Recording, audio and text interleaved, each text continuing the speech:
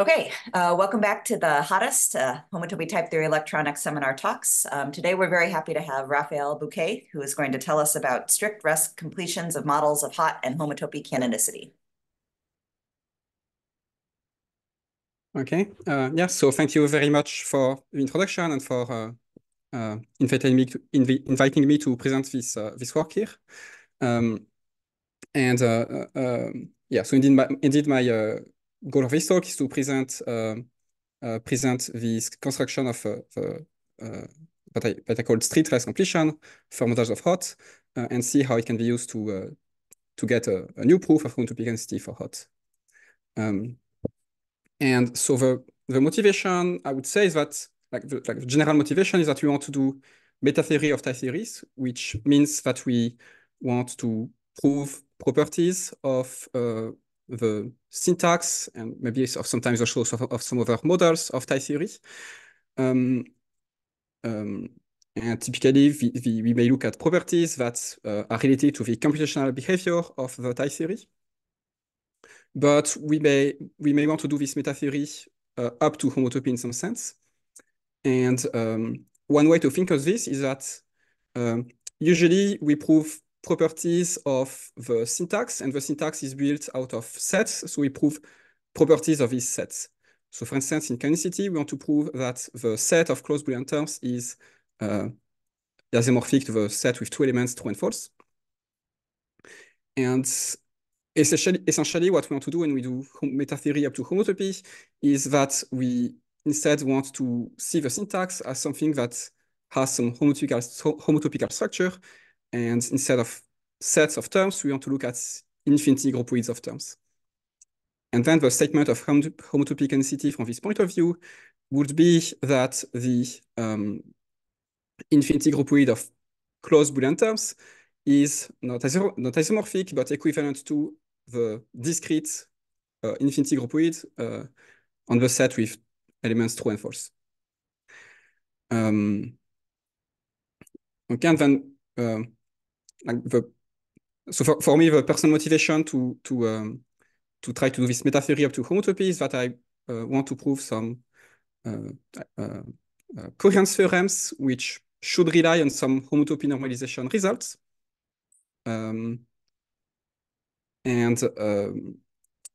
So because just like normalization is really can be used to prove the decidability of equality, homotopy normalization should be possible to use it to prove that some infinity groupoids are zero truncated. Okay, but then homotopy normalization has to be in some sense at least as hard as homotopy canonicity. So I've tried to look for a proof of homotopy canonicity that would also hopefully also provide tools that could handle homotopy normalization.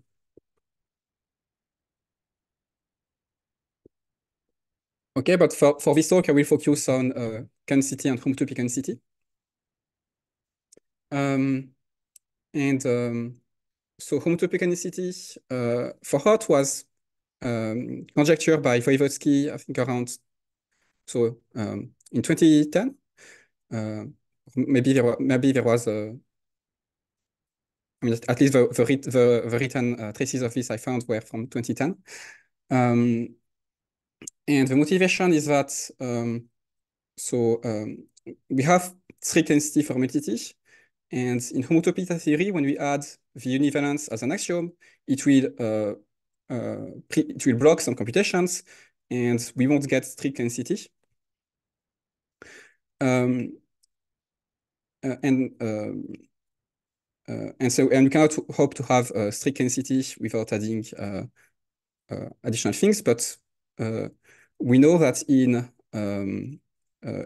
we have models in which we can interpret the univalence axiom, and in these models, if we have some Boolean term of the syntax of hot and interpret it in these models, we'll get an actual value true or false.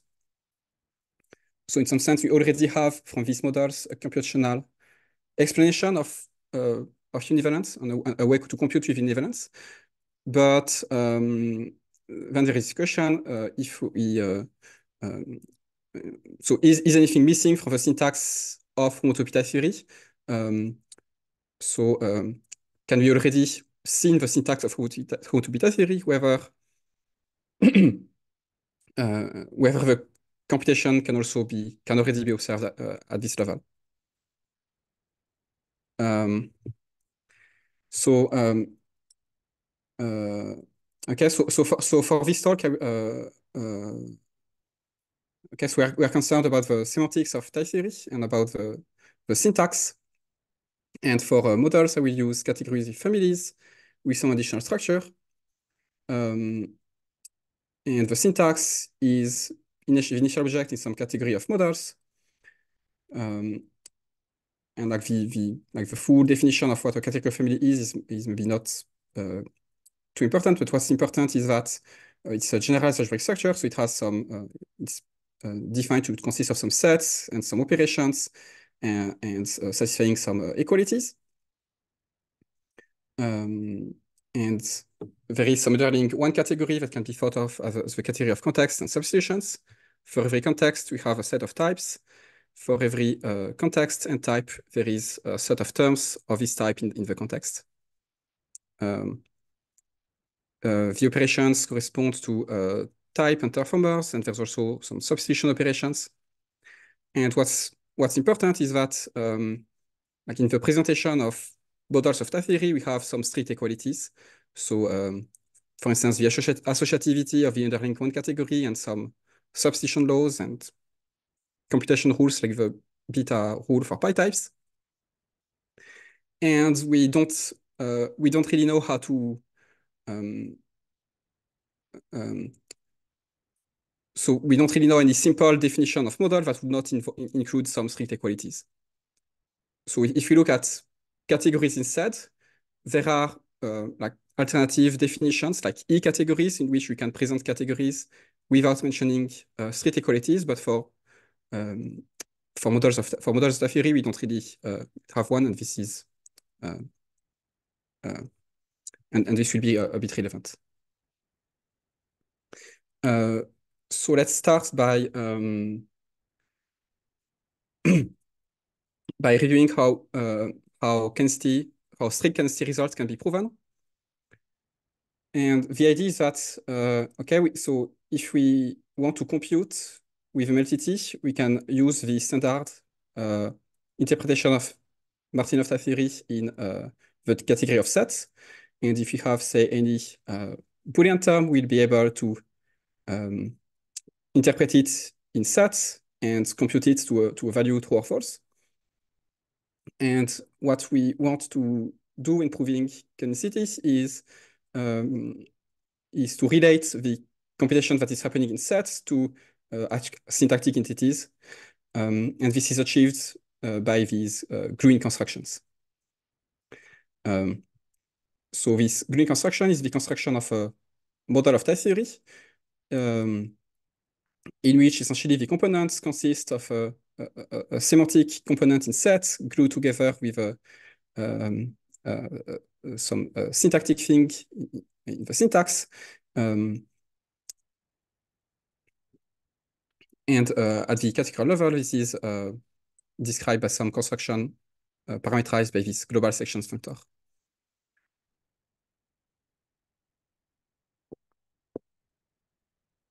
And the reason why this, so this is a functor that sends a context or an object of the initial model to the set of substitutions from the empty context into it. And the reason why it is needed in this construction is that when proving canonicity, we are only interested in closed terms.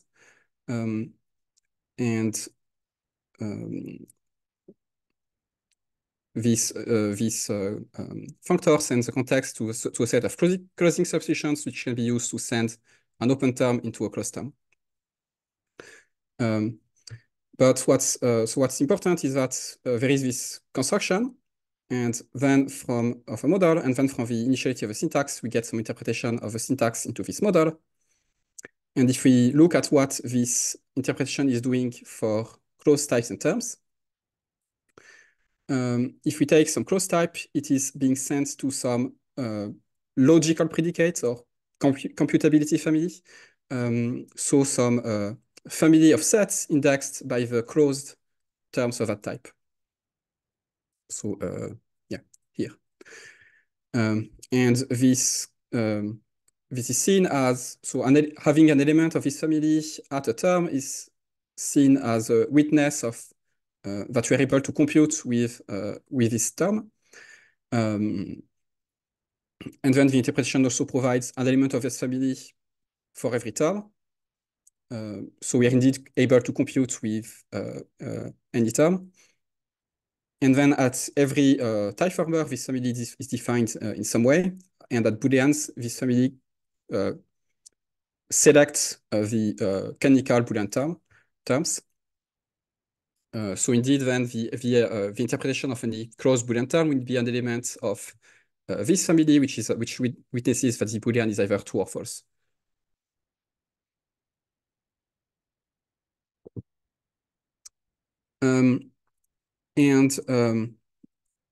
Okay, so if we try to just directly extend this to homotopy type theory and extend the interpretation to the univalence axiom, we immediately get into trouble because we would need to know that the universe of sets that is used here is univalent to, when interpreting the univalence axiom. And actually, this will not be quite enough, but this will definitely be an issue. So if we want to generalize this to hot, okay, this one should be the syntax of hot, not MLTT. We want to replace this global session functor by some functor that targets infinity groupoids. And from the point of view of the logical predicate, so the interpretation of every clause type, we want to have not a family of sets, but a family of infinity groupoids, and it should lie over the closed terms, but now we cannot really use a set of closed terms. We have to use some infinity groupoid of closed terms.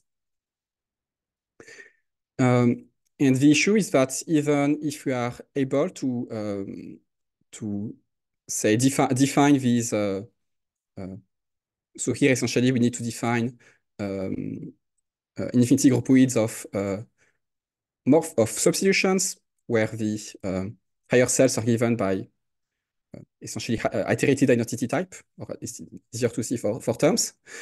And even if we are able to define this for every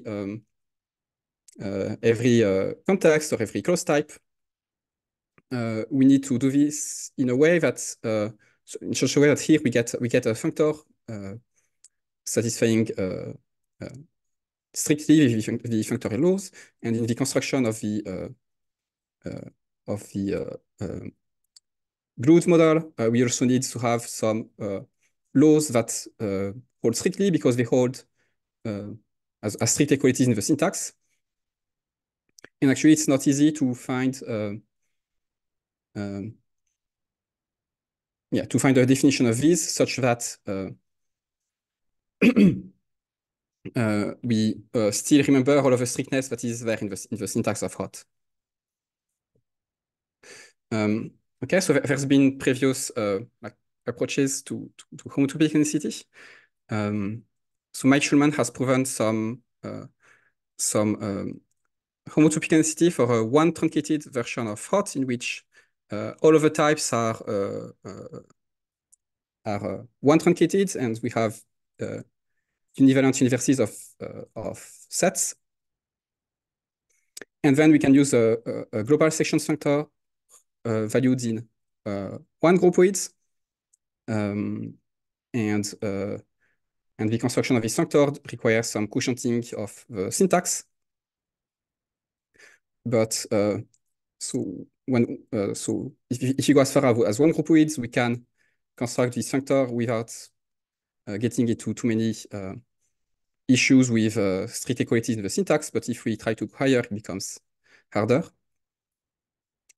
And in 2019, Kapelkin and Sattler announced some proof of homotopy canonicity, where the idea was that instead of using a functor from the syntax to some category of infinity groupoids, we replace the functor by a span, and then we get where the span, so the left leg of the span is some kind of trivial preparation or weak equivalence. So we still can see it up to homotopy as a single functor, but then we can deal with the issues with thickness by adding additional structure in this in the top of the span that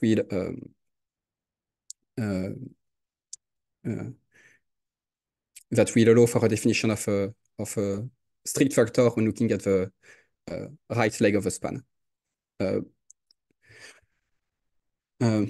Okay, but then there's like lots of steps in this construction. So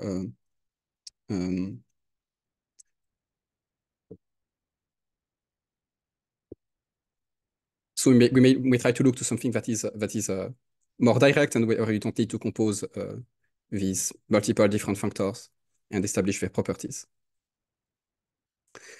And so this is, and so I think there's something that I find useful for intuition, and I don't like exactly use these results, but I think they're useful for intuition. Is that we may want to consider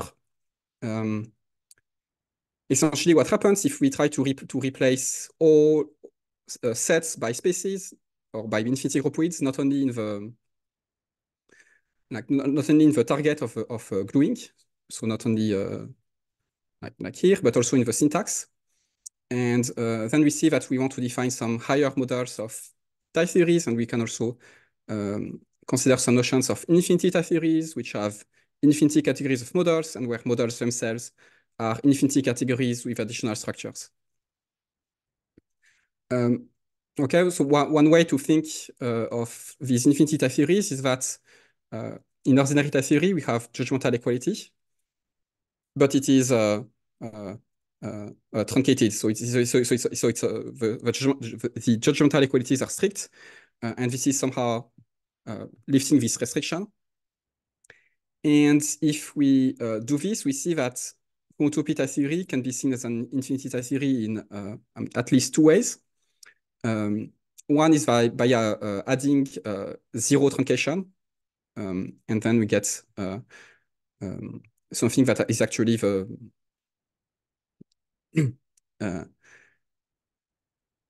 something that actually has one category of model, and that is the same as usual hot.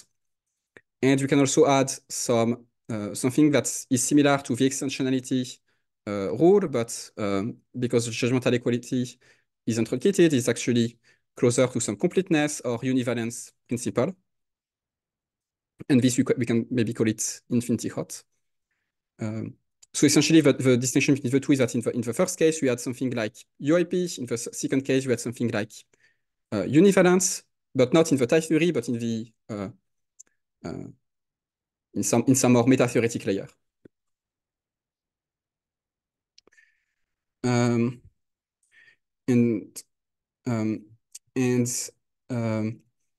It is likely I will not be able to check all of the details because I'm not too familiar with some infinity categorical methods, but it seems likely that we would be able to prove that infinity hot satisfies homotopy canonicity or some variant of homotopy canonicity without too much trouble, because this is what happens when we replace sets by infinity groupoids everywhere in our constructions, and then we just use some infinity categorical variant of the sconing construction that is used to prove strict canonicity for metity, and things should be fine. But the issue is that so infinity hot is not the same as one hot, and what we really care about is homotopy canonicity for one hot, because that's so infinity hot has an initial model, but it's hard to consider it as syntax because we expect syntax to have lots of strictness in it that is not there in infinity hot. And so they are not the same, and what we may try to do is try to compare them in some way. And what we can hope for is that there is some homotopical structure on one hot that will present infinity hot, So more concretely, there is some in homotopy theory of models of one hot, and this homotopy theory should present the infinity category of models of infinity hot. But proving this is a hard coherence problem, and so proving this is probably harder than proving homotopy canonicity. So there's maybe not the easiest approach. And also kind of the issues we see here is that we have coherence issues because in some sense, infinity hot is a bit too weak. We have this that judgmental equality is really has some higher structure, and because of this, we lose all of the strict properties of judgmental equalities that you have in one hot. And maybe what we need is to have a way that to approximate or to define some higher models like models of infinity hot, but without losing the strictness of one hot.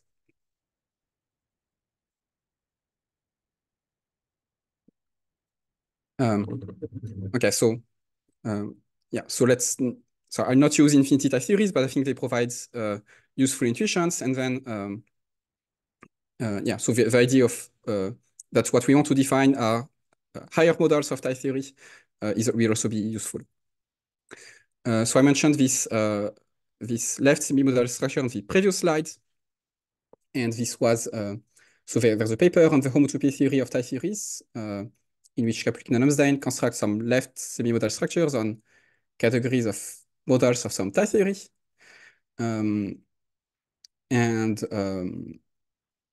So we have classes of weak equivalences, fibrations, and trivial fibrations, and satisfying some axioms. In a left semi-modal structure, some of the axioms of modal structures only work for maps with a cofibrant source. Okay, and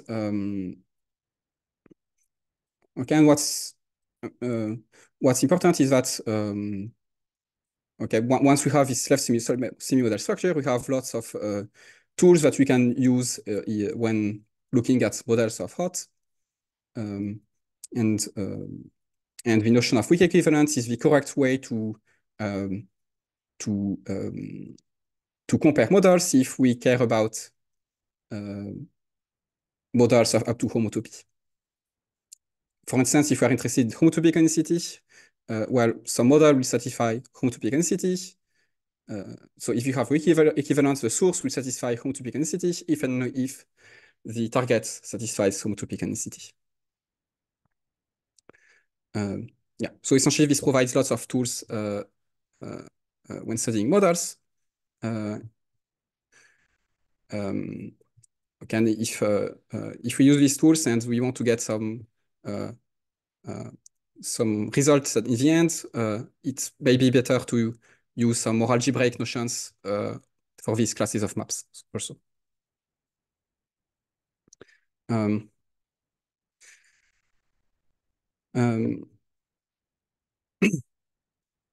So yeah, so essentially now if I have like kind of reviewed some previous approaches and some like background and intuitions for what like what are the obstacles to a proof of homotopy canonicity.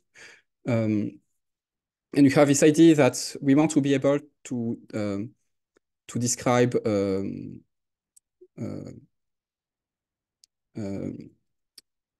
so we want to be able to use infinity group weights, but we also need to be able to remember that to be very careful about the strictness that you have in the syntax of hot. And one good setting for this is to use two-level type theory, in which we have universes of sets which have a strict equality, and also universes of fibrant sets which can be seen as infinity group weights, in which we have paths. So if you have fibrant sets, you can compare elements either up to identification or up to path, and you can also compare them up to strict equality. Okay, and the models of two-level type theory that we could use for to try to prove or to see what we can do would be things like simplicial sets or cubical sets. So we want to work internally to one of these. And there are some things that can be said abstractly for any model of two-level type theory, but I think it will be a bit easier to already focus on cubical sets. Right. So the idea here is that in the end, we want to use logical relations to prove homotopy density, and we want to use logical relations valued in fibrant sets in some model of two-level type theory.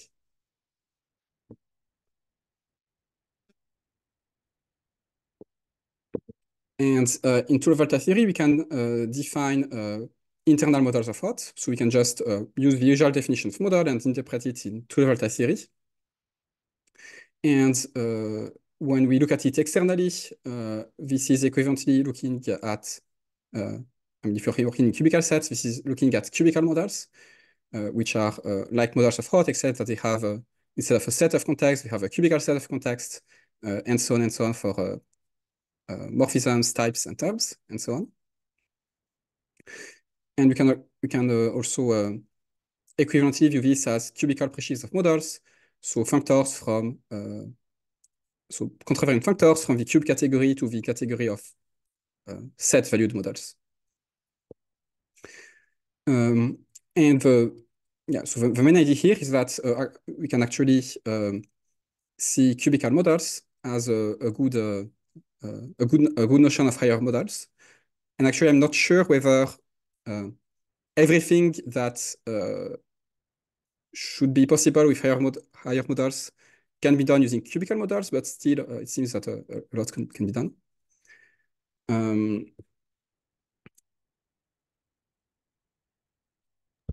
Raphael, do you have a particular cube category in mind? Oh yeah, so here I'm using Cartesian cubical sets. And is that choice important? So in my constructions, yes, the diagonal cofibrations are used in one place. I've heard from Christian Sattler that using some ideas of Ivan Cavallo, there is a way to also make things work with De Morgan cubical sets. But I've not understood the modified construction yet. Yeah, thanks.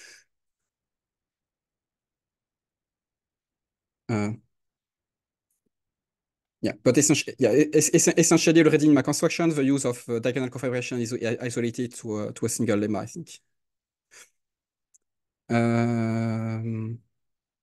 Yeah, so we want to use these cubical models, and we can consider the initial cubical model. And actually, we can see that it actually coincides with the external, with the external initial model. And the reason is, so we can see that all of its, essentially it's true for any algebraic theory that the initial internal model will be the same, will be level-wise the same as the external initial model. And this means that the components of this initial model are fibrant, which is good, but the reason why they are fibrant is that they are discrete cubical sets. So they're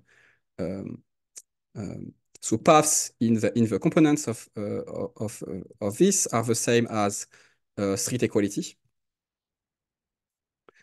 And what we want instead is to find a model in which the cubical structure coincides with the homotypical structure arising from iterated identity types, or the homotypical structure arising from the homotopy theory of hot.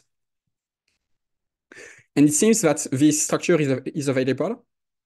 And maybe you can hope that you can construct the correct cubical sets by like replacing paths by identity type in some way. And if we try to specify what we need, we arrive at some specification that is very similar to the rest completion of a category in homotopy type theory. So let's review this. So in homotopy type theory, we can, so the rest completion can be specified in this way. We have a category, and we obtain a category C bar with a functor into it, such that this functor is a weak equivalence, and the target category is univalent. And the way we can think of this is that we have a category in which we have a type of objects, but maybe this type is not, identifications in this type are not the same as isomorphisms. So we can think that the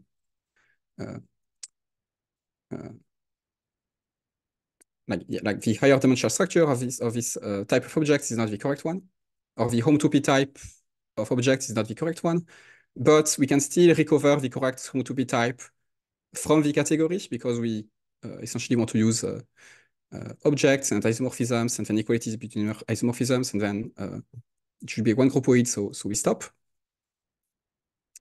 And the rest completion is doing this construction. Okay, and in hot we know how to construct rest completion of categories using presheaves, or it's also possible to construct them using some higher inductive type. Yeah.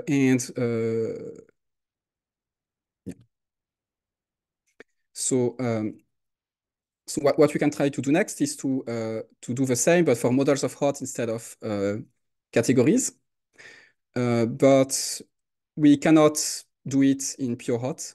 The reason is that we cannot define models of type theory in.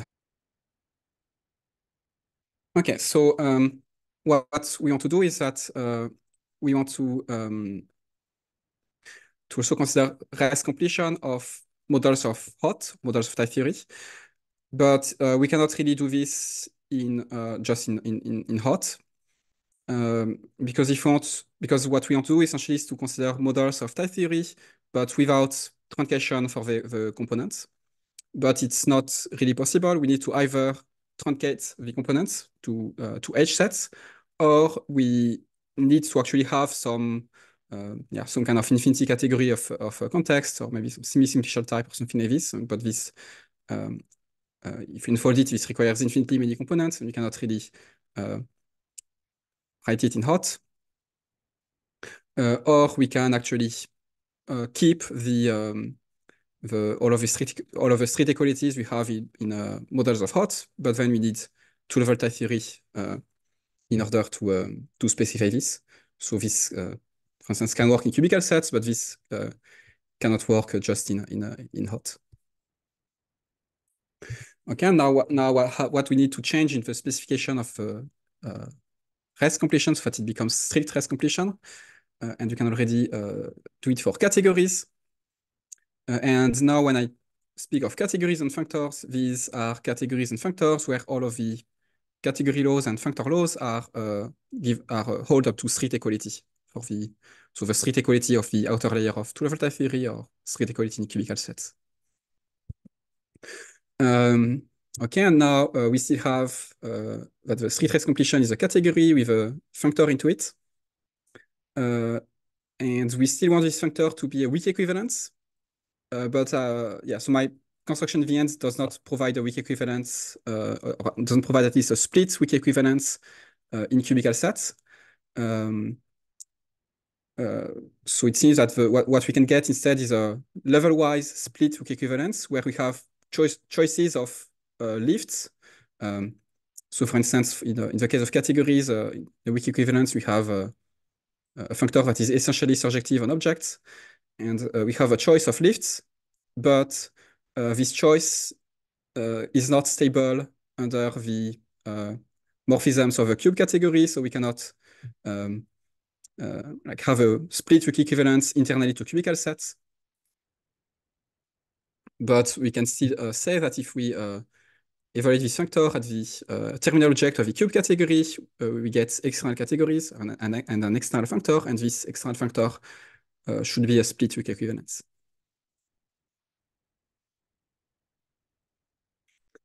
Okay, then there is this new condition that the components of the target should be fibrant. So that's we want to consider them as we want to see them as infinity groupoids, and for this we want to have fibrant sets, and we have the same univalence or completeness condition as before. Okay, and then for models of homotopy type theory, we have the exact same specification. Just we replace categories by models of homotopy type theory, and we use the correct notion of weak equivalence for these, and the correct notion of completeness or univalence. Yeah, so for models of Roth, I prefer to say completeness because otherwise it can be a bit confusing between univalence for models and univalence in the model. But here univalence says that so if we have two terms of the same type in the same context, they are path equal exactly when there is an identification in the model between them. And there should also be some condition for types, saying that types are path equal when they are equivalent. But I'm working with a notion of models in which we have enough universes so that every type belongs to a universe up to definitional isomorphism, or I mean so types are definitionally isomorphic to terms of the universe.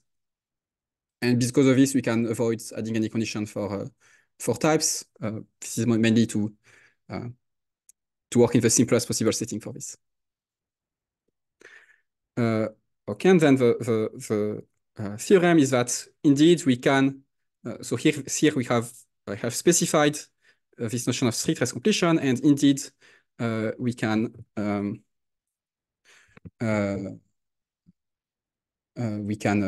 construct them in Cartesian cubical sets with some assumptions on the source category or the source model. So it needs to be essentially it needs to be cofibrant. It needs to have fibrant components already.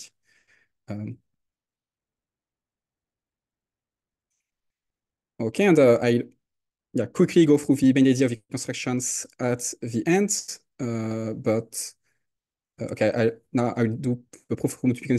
Sorry, I forgot about. So okay,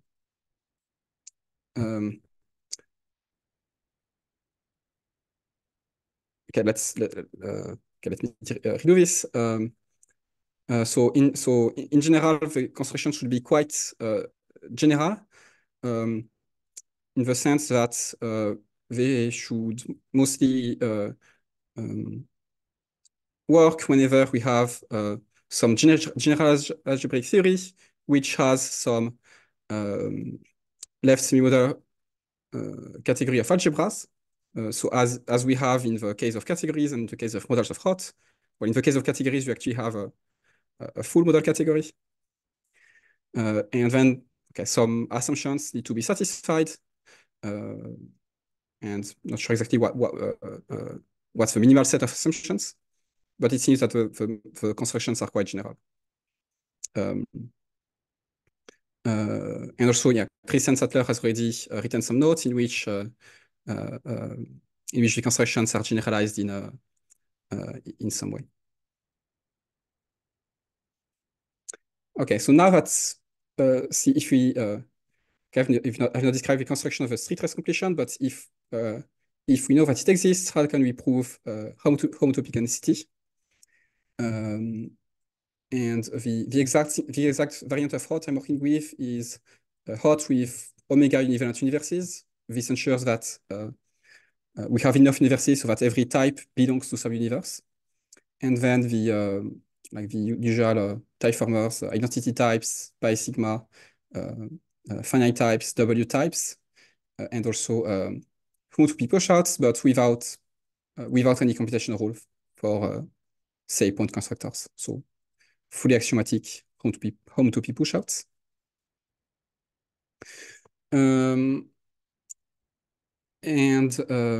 Okay, so what we do is we work in Cartesian cubical sets.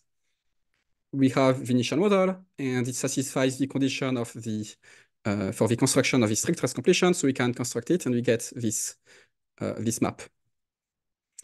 And now that we have this map, we can perform the gluing construction over this functor. So this is the global section functor, but now because the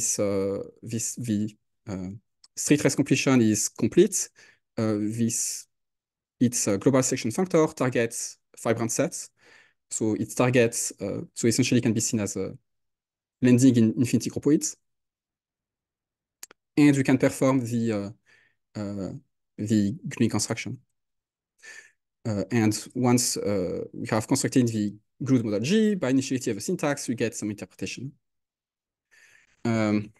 So what happens if we try to interpret closed types and terms? Well, a closed type is interpreted as a family of fibrant sets indexed by closed terms, but now not closed terms of a syntax, but closed terms of a strict rest completion. So that's why we also need to use I of A instead of A. And so this I should probably be some n, it's some universe level. And then for Booleans, the logical predicate says that for a Boolean term B in the strict rest completion, it should be either path equal to true or path equal to false. And in the actual construction of the glued model, we need to use some of the properties of the strict rest completion. So we need to use completeness of the strict rest completion in multiple places, but most importantly in the interpretation of the univalence axiom. So when we interpret the univalence axiom, we need to use univalence of the set of fibrant sets, of the universe of fibrant sets, but we also need to use the completeness of strict rest completion, especially to show that the notions of contractibility and the notion of equivalence in the strict rest completion coincide with cubical notions of contractibility and equivalence, because like the univalence axiom is specified using contractibility and equivalences. And then fibrancy is used more or less everywhere. Essentially, whenever we need to define a logical predicate, so for every type former, we need to construct a family of fibrant sets. And usually this family will involve some of the components of the strict rest completion. And so to ensure that it's fibrant, we need to use fibrancy of the components of a strict rest completion.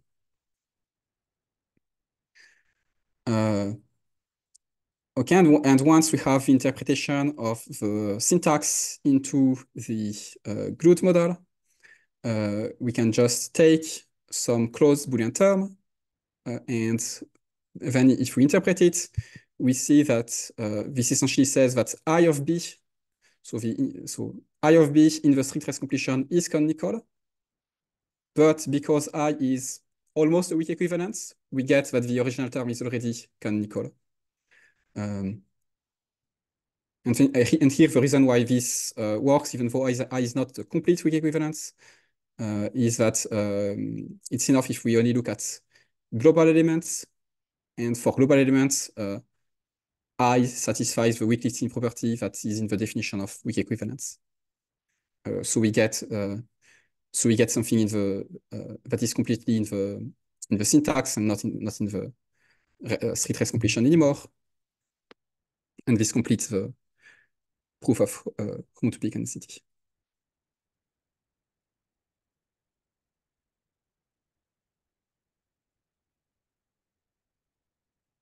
Okay, so in the time I have left, I will give some of the main ideas of the construction of a strict rest completion.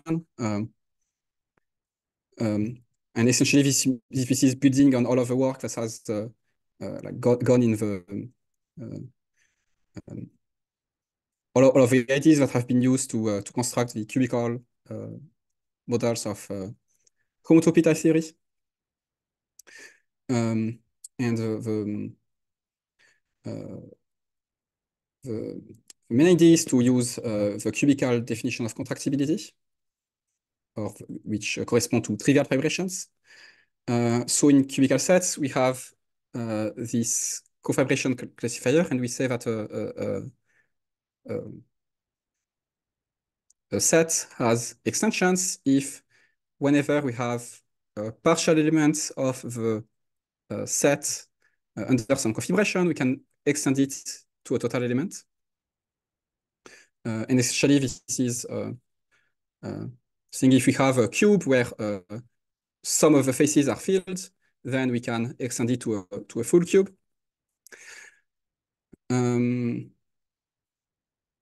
And what's important is that this notion of contractibility works even if we do not know yet that the set X is fibrant. I mean, actually, it implies that the set X is fibrant, but we don't need to assume it, and it works without it. And something that can be considered as the simplest example of a three-trace completion is a description of a propositional truncation in a paper on the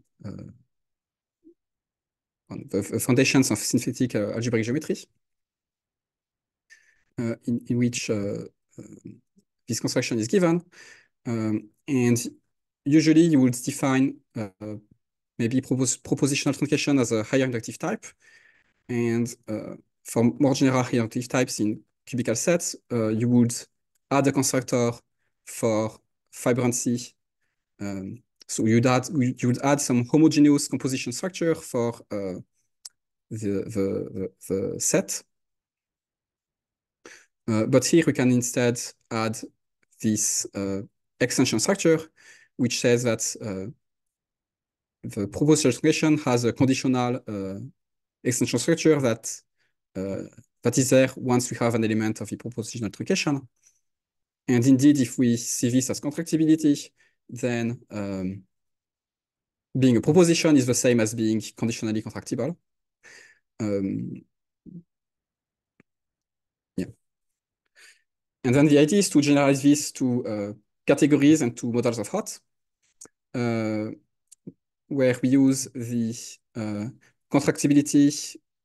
So the way to express univalence or completeness using contractibility, we use extension structures. So for categories, this means that the candidate three-trace completion looks like this. It is freely generated by some functor I from C to C bar, and then this for every object, the set of objects that are isomorphic to it also has an extension structure. So is trivially fibrant. Then with this construction, it is by definition that we have the completeness, and what we have to prove is that the inclusion I is a weak equivalence, and that the components are fibrant, and that's the fibrancy of the component that is where most of our work has to go. So the reason why we can why we have that the map I is a weak equivalence after we restrict to the zero-dimensional cube is that cofibrations are level-wise decidable, and actually, if we look at the points of the cofibration classifier, we only have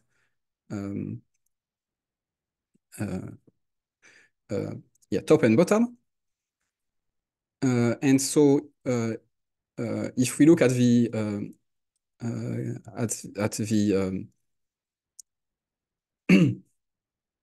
at the external categories here, one star of the three-trace completion, we can see that it is generated by the same constructors, but where the extension structures are restricted to cofibrations that are top or bottom, and you can actually simplify and only bottom remains, and so this simplifies to this constructor.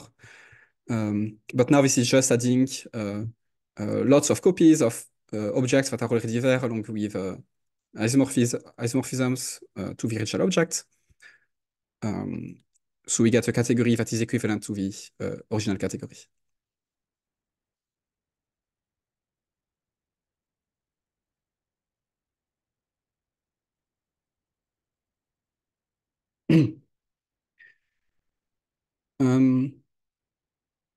Yeah, and then for the last condition that has to be checked, so the fact that the components are vibrant. Here the main idea is that these extension structures can be seen as, in the case of categories, isomorphism extension structures, which are very similar to the equivalence extension structures that are used to prove vibrancy of the universe in cubical set models. And we can reuse the same constructions that are used in to prove vibrancy of universe using equivalence extension structures in this setting. And this needs to be generalized a bit in two directions. One is that so when we prove vibrancy of the universe is does not depend on anything. So it's just a cubical set. While when we prove vibrancy of components of categories, we need to prove vibrancy of objects, but also of the family of morphisms over pairs of objects, and also of the family of equalities between morphisms over parallel morphisms. So we need also a way to prove that a family is vibrant, not only a single set. So there's a generalization there. And when we move from categories to models of hot, related to the fact that you only have a left semi-model structure instead of a full model structure, we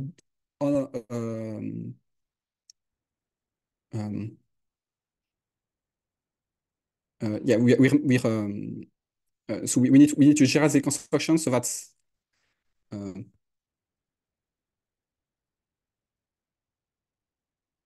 okay, yeah, I have some additional slides, but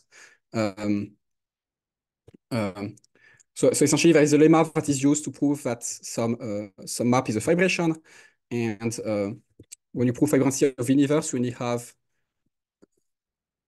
have a reflexive graph that has vertices and edges and reflexivity map. But when looking at models of hot, we need to replace this by pseudo-reflexive graphs where we do not have any reflexivity map. Instead, we have an object of reflexive loops. And then we need to use this lemma instead.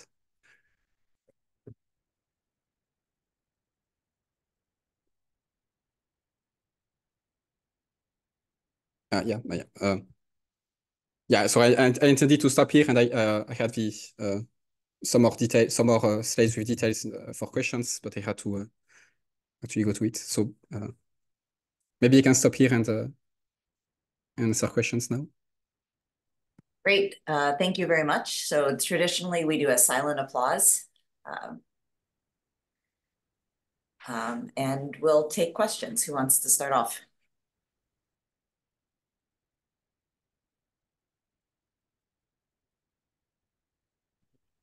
So I had one actually. So I think at one point you mentioned that you didn't have the computation rule for push-outs. Is that right? So I think Yeah, you said arithmetic push-out. Does that mean no computation? Yeah. rule?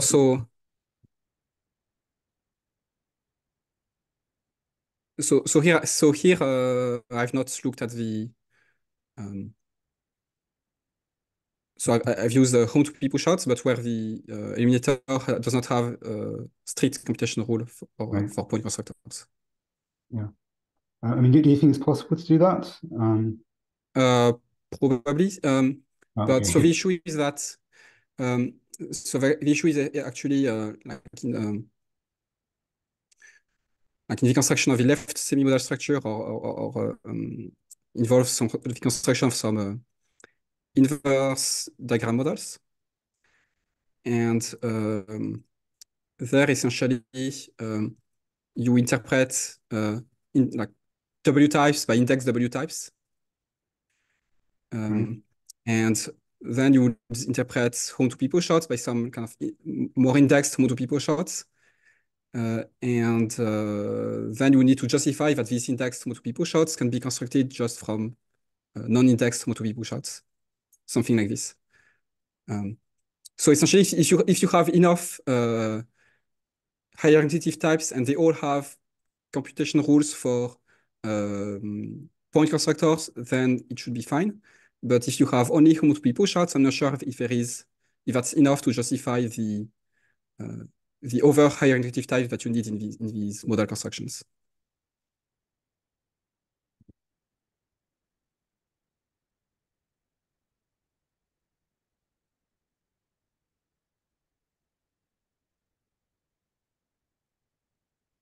So I had a naive question about the statement of homotopy canonicity. So at the introduction, you said we're proving that the Booleans, the sort of infinity groupoid of Booleans is equivalent to the infinity groupoid or the set, with two elements, true and false. And if I interpreted, I mean, that's a statement that you could interpret in homotopy type theory by, if you have some type, so using a type to interpret infinity groupoid, you have a type of Booleans and, with canonical terms for true and false, and then you have the map from the two element type in there, and you could ask that map is an equivalence, which would you could prove by showing that for all Booleans B, this disjoint union of path spaces B equals true, B equals false is contractible and not just avided. And so that's not the statement that you prove, and I think it's because it's not sort of internal to hot, but it's external. I mean, it's a meta-theoretic property as opposed to an internal property. And I'm just wondering if you could elaborate on that. So, I mean, I guess what you could try to prove is that like in the setting is that the set of closed Boolean terms of the strict rest completion is equivalent to bool, to some two-element set. And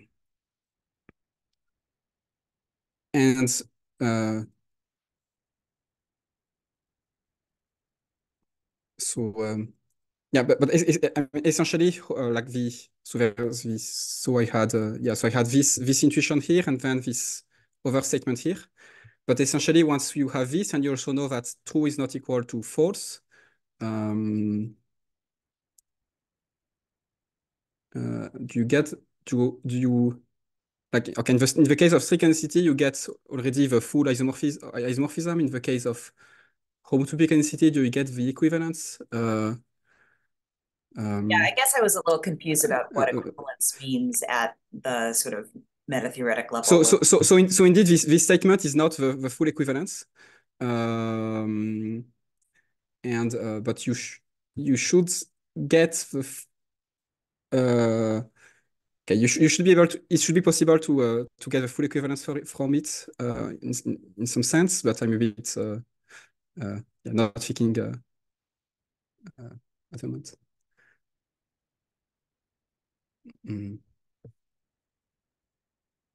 But at least one way to state what we would want would be to use the strict rest completion so that we actually have the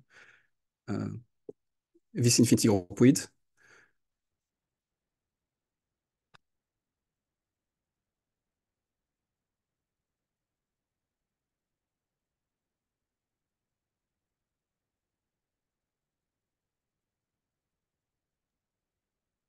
Can I jump in with a related question? So if you go to that slide you were just showing that had the informal statement about Booleans. Yes.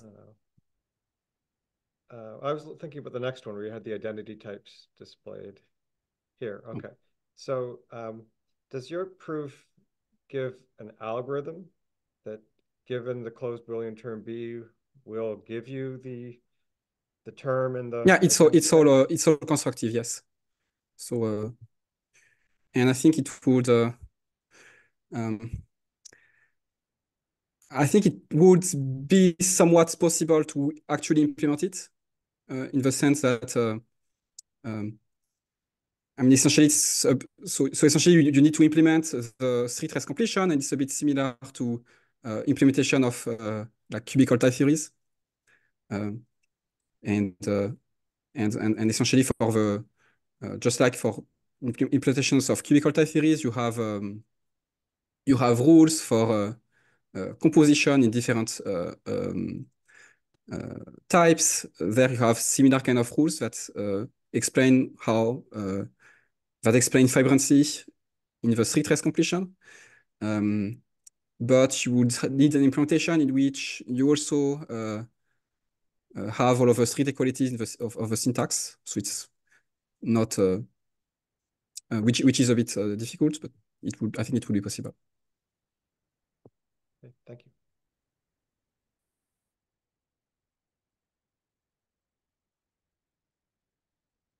I had a somewhat naive question. Your model 0 HOTT, I'm guessing, is the initial object in the one category of.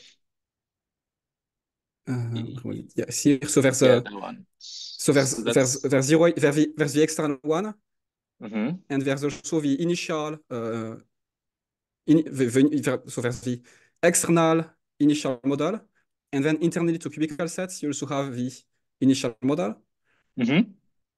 But they're actually the same. So if you look at a cubical model like a presheaf like this, then the cubical one will be the constant presheaf at the external syntax. Yeah, so it's just the like initial... just like for natural numbers, natural numbers in presheaf toposes are constant. Yeah, so it's the initial object in that category of cubical models, the one category. Yes. And then you construct the rest completion, which you say admits a weak equivalence from 0 HOTT. And I want to know what that models. Well, yeah, I should definitely have. Yeah, I should have given the exact definition, but it's so for a category it's like this. It's the one that is freely generated by so some functor into it, and then some extension structure. In the case of models of hot, you have a morphism of models of hot, and then an extension structure for, but instead of objects, here you have terms. So yeah, corresponding to this contractibility condition. Right. But I mean, so even in the case of a category, if you start with a one category, you obtain the same one category, but now with a groupoid of objects, right? Yes. So do you mean to say you obtain the same model, but now with vibrant cubicle now with the sets? correct infinity groupoids of terms. So you should obtain something that, I mean, this is all naive. You should obtain something that's the initial object in the infinity category of models. I mean, that's I guess that's some intuition, but but like this infinity category of models is not actually defined here. Well, I mean, you say there is a left semi-model structure on the category of cubical models, so presumably you can localize that to get an infinity category. Yeah, so I've not looked at it this way, but so here you have so there's a way to see the street race completion as a vibrant replacement in this category of cubical models, and then there's a way to prove some of the properties by comparing this this category with some notion of vibration and other things to the left semi-model structure of models of hot. And I've used a bit of this situation, but not too much. And in these notes of Christian Sattler, there is a bit more about this, but I don't know everything yet. Okay, thanks.